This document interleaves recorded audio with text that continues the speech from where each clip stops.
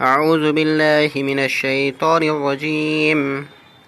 بسم الله الرحمن الرحيم.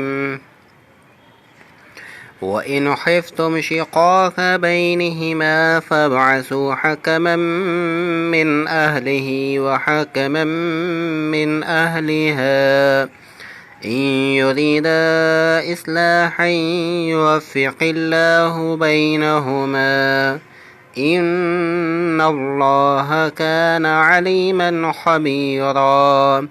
واعبدوا الله ولا تشركوا به شيئا وبالوالدين إحسانا وبذي القربى واليتامى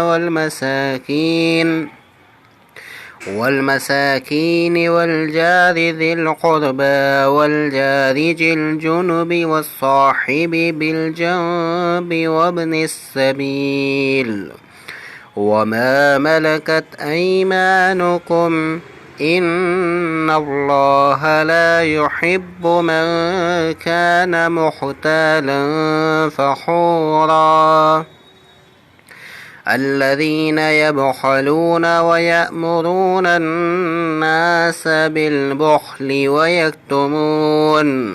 بالبخل ويكتمون ما آتاهم الله من فضله واعتدنا للكافرين عذابا مهينا.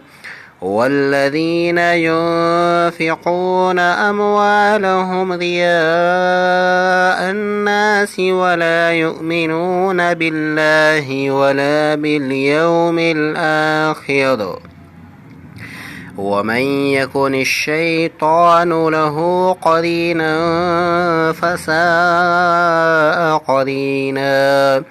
وماذا عليهم لو آمنوا بالله واليوم الآخر وأنفقوا مما رزقهم الله وكان الله بهم عليما. إن الله لا يظلم مثقال ذرة وإن تك حسنة يضاعفها ويؤت من لدنه أجرا عظيما. فكيف إذا جئنا من كل أمة بشهيد وجئنا بك على هؤلاء شهيدا. صدق الله العظीम। एक बात यहाँ पे समझ लीजिए, जैसा कि यहाँ पे अल्लज़ीना मैंने पढ़ा था और यहाँ पे इसको वक्फ़ कर दिया था, तो अगर आप वक्फ़ नहीं करेंगे तो ये कैसे पढ़ा जाएगा, इसको समझ लीजिए। मन कान मुख्तालन फ़ख़ूरान अल्लज़ीना, यहाँ पे छोटा सा नून आपको दिख रहा है, इसको नून भी पढ़ेंगे निल्लज़ीना। अगर यहाँ पे आप सांस नहीं तोड़ेंगे, वक्फ़ नहीं करेंगे तो ये नून पढ़ा जाएगा निल्लज़ीना। अगर यहाँ पे वक्फ़ कर देंगे तो अल्लज़ीना पढ़ा जाएगा। उम्मीद है कि आपको समझ में आ गया होगा।